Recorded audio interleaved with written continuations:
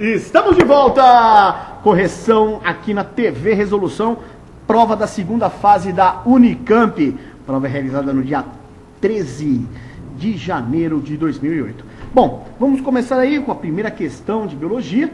No caso é a 13ª questão, aonde diz o seguinte: muito se tem comentado sobre o aquecimento global.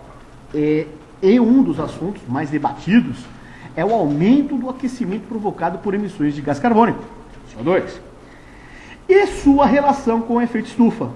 Um dos métodos mais discutidos para neutralizar o gás carbônico, consistente na realização de cálculos específicos para saber quanto CO2 é lançado na atmosfera por determinada atividade e quantas árvores devem ser plantadas para absorver esse gás carbônico. Por outro lado, sabe-se que se por um absurdo todo o gás carbônico fosse retirado da atmosfera, as plantas desapareceriam do planeta. Bom, tá aí o famoso ciclo do gás carbônico, né? Gás carbônico saindo aqui da vaquinha, da indústria, a forma de combustão e também da planta. Perceba que também da planta vai para o animalzinho, essa seta, mostrando justamente o quê? Que o carbono vem através do alimento, não é isso? E depois também aqui a ação da decomposição, que o carbono é devolvido à atmosfera, né? Perceba que uma das formas de absorção do gás carbônico é pelas plantas, veja só. Se a gente fosse completar ainda mais aqui, a gente colocaria a água também, poderíamos falar que a água também vai estar absorvendo através das algas planctônicas. Bom, e aí vem a perguntar: explique como as plantas retiram gás carbônico da atmosfera e por que elas desapareceriam se todo o gás carbônico fosse retirado da atmosfera. Então vamos lá. A resolução fica assim: as plantas retiram gás carbônico da atmosfera através de um processo bioenergético conhecido como fotossíntese.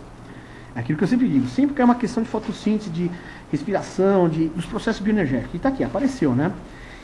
Que na sua fase escura, então lembra que é a fotossíntese, a fase clara e escura, o gás carbônico é fixado e acabará resultando em glicose e oxigênio, que são essenciais à vida das plantas também. Portanto, a falta desse gás afeta o processo. Isso é, não teria mais gás carbônico para produzir glicose. Sem glicose, a planta não teria como sobreviver. Essa é a resposta da questão A, da primeira questão, a 13ª questão da prova, né? A questão B, dessa 13ª questão, considerando o ciclo do carbono, esquematizado na figura abaixo, aquela figura lá que a gente acabou de mostrar há pouco, identifique e explique os processos biológicos responsáveis pelo trânsito do gás carbônico para a atmosfera. Então tá aí, o gás carbônico retorna à atmosfera pela respiração aeróbica das plantas, animais, protozoários, algas, fungos, bactérias, também pela respiração anaeróbica por tipo de fermentação alcoólica das bactérias e fungos, pelos processos de decomposição por fungos e bactérias e principalmente o processo de combustão, que é aquela seta da indústria. Beleza? Então tá aí a resposta. Já a segunda questão, a 14ª questão da prova, na verdade, tem uma tabela aí, mostra as amostras, substâncias excretadas. E mostra a quantidade de água, grande, pequena e grande também. E vê amônia, ureia e ácido úrico. Identifique na tabela qual amostra corresponde às substâncias excretadas por pombos e explique a vantagem desse tipo de excreção. Então vamos lá. Os pombos excretam ácido úrico. Então tá aí, amostra 2, que é pouco tóxico e insolúvel em água.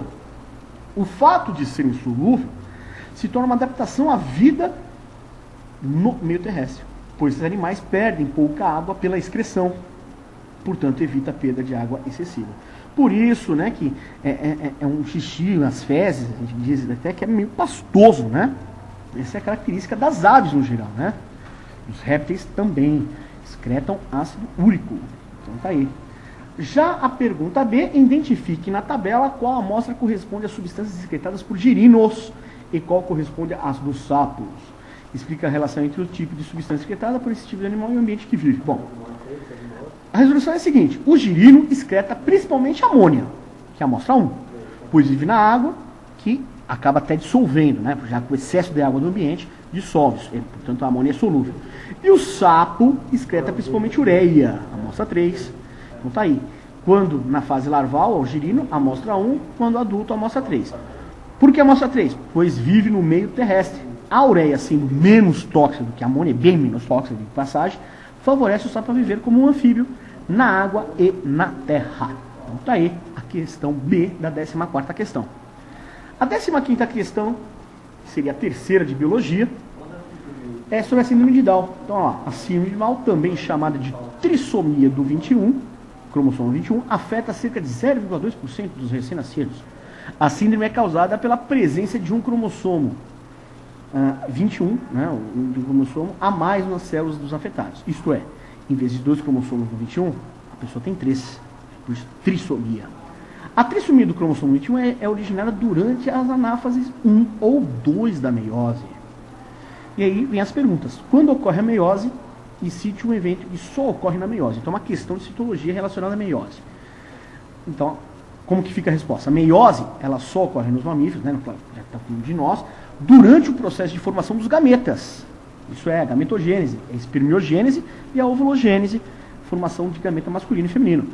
Uma característica própria da meiose é a permutação, que a gente chama até de crossing over ou recombinação gênica. É quando os cromossomos ficam pareados e aí fica com aquelas troquinhas de perninha, lembra? Eu até brinquei com água e com carbônio. E depois, não podemos esquecer uma outra característica, são os cromossomos pareados na prófase 1 e na metáfase 1, os cromossomos sempre impares.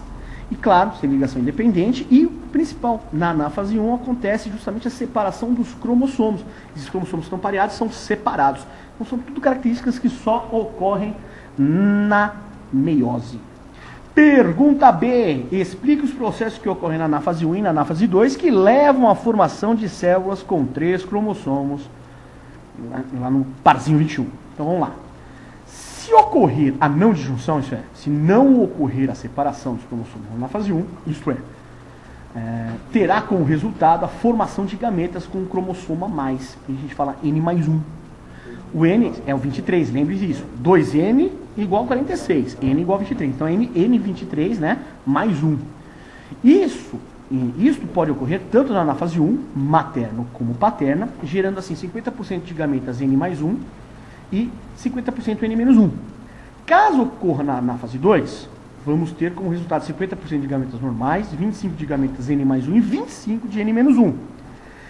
Se um desses gametas, N mais 1, sofrer fecundação com um gameta normal N, então N igual a 23, com 23 mais 1, isso vai dar 47 cromossomos. Então teremos uma criança 2N mais 1, isto é, 47 cromossomos em vez de 46.